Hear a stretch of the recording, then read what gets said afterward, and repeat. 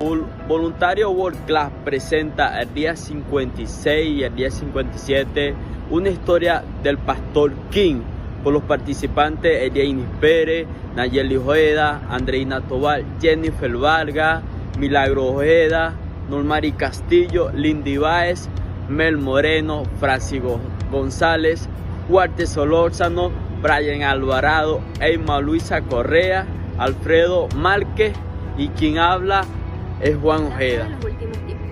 A continuación, una historia que representa los sufrimientos de los mártires que luchan por mantener la fe aún en tiempos difíciles. En 1950 hubo un hombre que conmocionó la vida de muchos y fue el Pastor King, quien con su iglesia, con sus miembros, dio una enseñanza de que nosotros como seres humanos muchas veces vivimos una historia fácil, pero seguir a Cristo representa mucho más. Es amor, pasión y devoción por mantener esa fe que tú tienes en Él, de que en un tiempo Él será nuestro refrigerio. A continuación, una dramatización que lleva por nombre La fe de los últimos tiempos. Esta era la vida de un joven pastor que decidió tomar el reto y aceptar el llamado de Dios en su vida. Decidió levantarse e ir donde otros no querían. Comenzó a buscar personas que creyeran en la visión que Dios había colocado en él y seguir a Dios, predicando la palabra y incentivando a cada persona que se conseguía de ir y predicar la palabra a todas las naciones.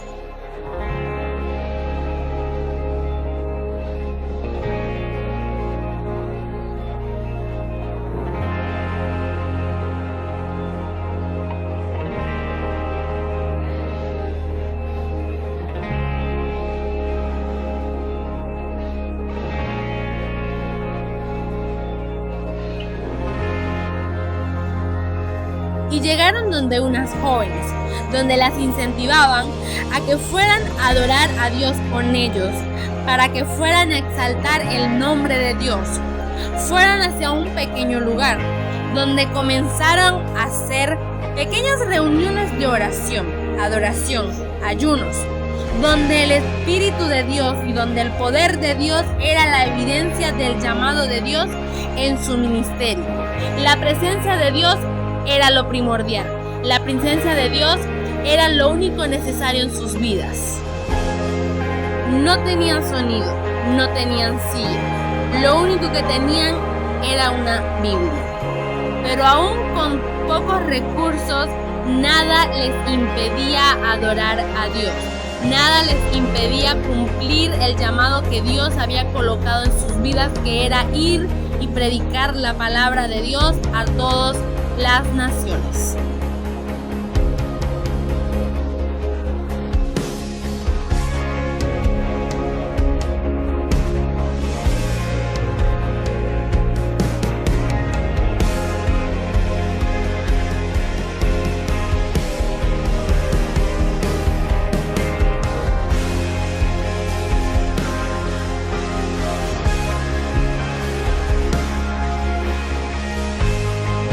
Y mientras más buscaban, la presencia de Dios se manifestaba en ese pequeño lugar.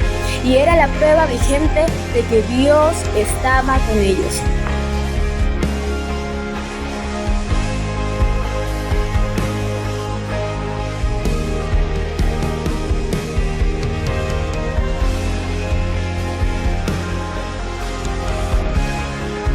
Y la persecución comenzó. En medio de una de sus reuniones gloriosas, un grupo de personas empezaron a burlarse y amenazarlos de muerte. Pero más sin embargo, lo que parecía de muerte para ellos activó su mayor bendición y anhelo a seguir creyendo en lo que Dios había depositado en sus vidas.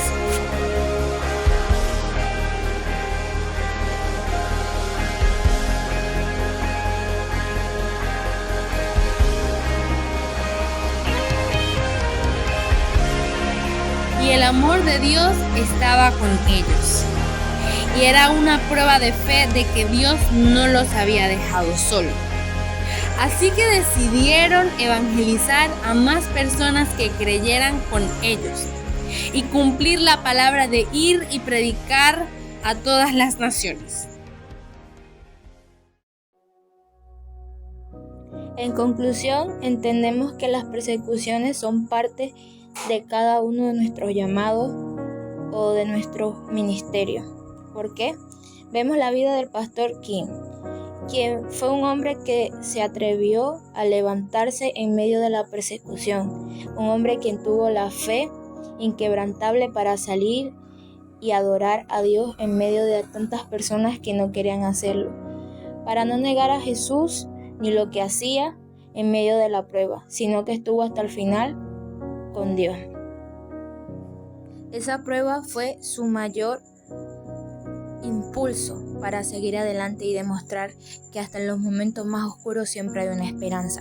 Nosotros quisimos relatar la historia de un joven pastor que levantó una iglesia y que a pesar de las dificultades o de la persecución que enfrentó durante todo ese tiempo, su fe fue más grande y pudo ver el resultado en jóvenes que ahora adoran a Dios. Pudo ver el resultado de que hay un avivamiento que está iniciando y de que van a venir muchas pruebas y muchas persecuciones, pero nuestra fe siempre debe estar inquebrantable. Nuestra mirada siempre debe estar firme en su presencia, ya que sabemos que Él es quien nos dará un buen resultado, quien nos dará una bendición, y más que eso, Él será quien esté con nosotros hasta el final. Quizás esta historia te impacte porque fue uno de los hechos más impactantes de la historia, pero queremos decirte que hay una juventud, un pequeño remanente como en ese tiempo, que decidió adorar a Dios. Después de la Segunda Guerra Mundial se materializó la famosa cortina de hierro, con la que se designa la separación ideológica, el comunismo y física de ciertos territorios en Europa, entre la zona de influencia soviética en el este y los países del oeste, cuyo objetivo era bloquear las enseñanzas occidentales. Erigido a partir de 1949 por Hungría y después por los demás países del bloque comunista. Estaba compuesto de alambradas de púas, zanjas, construcciones de cemento, alarmas eléctricas, instalaciones de disparos automáticos o minas, que se extendían varios miles de kilómetros para bloquear la huida. A este bloque comunista se sumó Corea del Norte, quienes fueron altamente agresivos, prohibiendo completamente las Biblias y el cristianismo, de manera que los narcocoreanos, que se identifican como cristianos, lo hacen en secreto, ya que a partir de ese momento corren peligro de ser encarcelados, torturados brutalmente o asesinados. En ese sentido, los padres de familias norcoreanos suelen ocultar su fe a sus hijos para no exponerlos, y no existen iglesias de más allá de unas cuantas personas, y la adoración se hace en su mayoría tan secretamente como sea posible. En este contexto de violencia en Corea del Norte, en 1950 predicaba el Evangelio de nuestro Señor Jesucristo el pastor Kim, junto a 27 miembros de su redil, los cuales tenían que vivir secretamente en túneles bajo tierra. Sin embargo, fueron descubiertos por el ejército narcocoreano cuando estaban en la construcción de una carretera. Es así como los militares sacaron violentamente a los cristianos y los presentaron frente a una multitud de personas en la aldea de Gongsan, donde se llevaría a cabo la ejecución pública de estos cristianos. Pero antes les dijeron: nieguen a Cristo o morirán.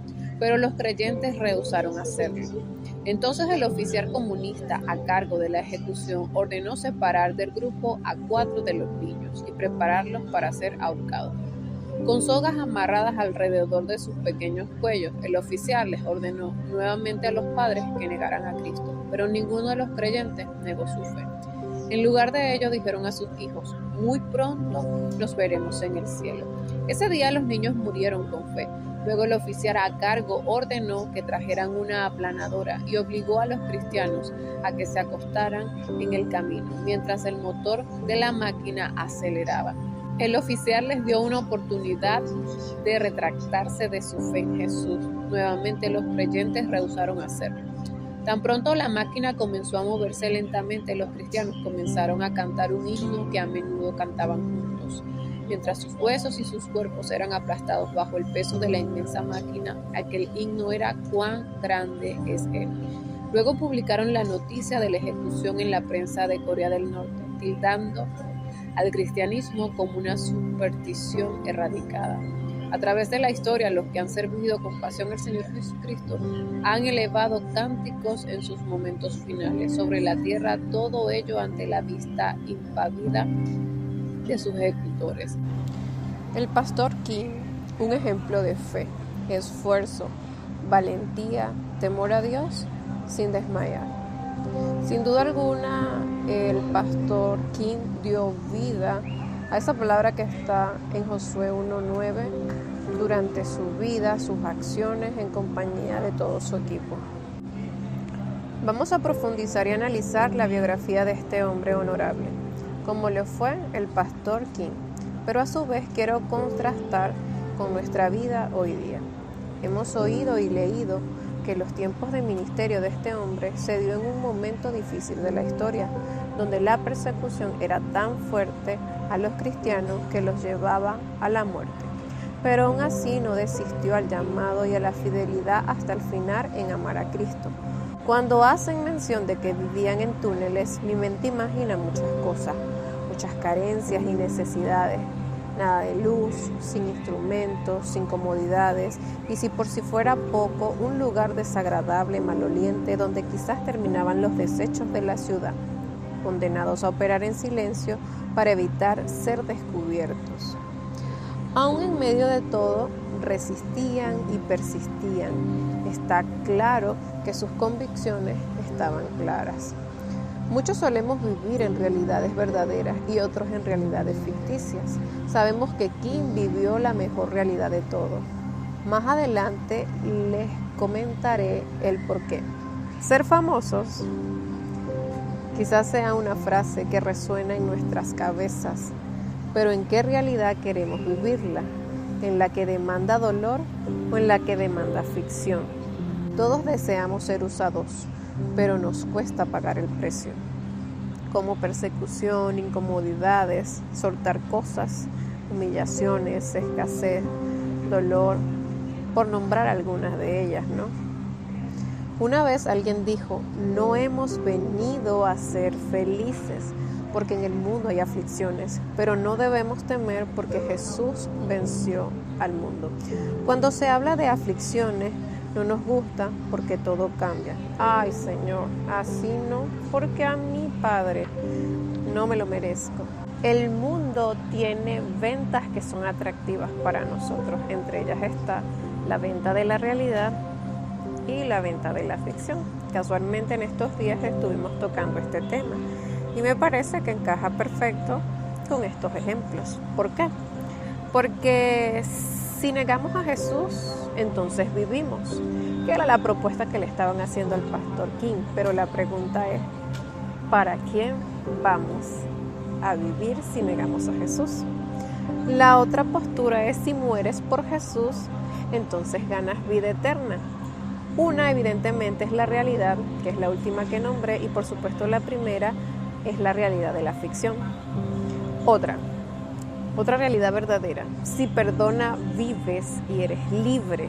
Cuando perdonamos, damos libertad y nos liberamos a nosotros mismos. Pero en el mundo de ficción, si perdonas, mueres. Hay un dicho secular del mundo que dice: el que perdona muere. Entonces, no perdones. Y eso es un engaño que el mundo nos quiere vender.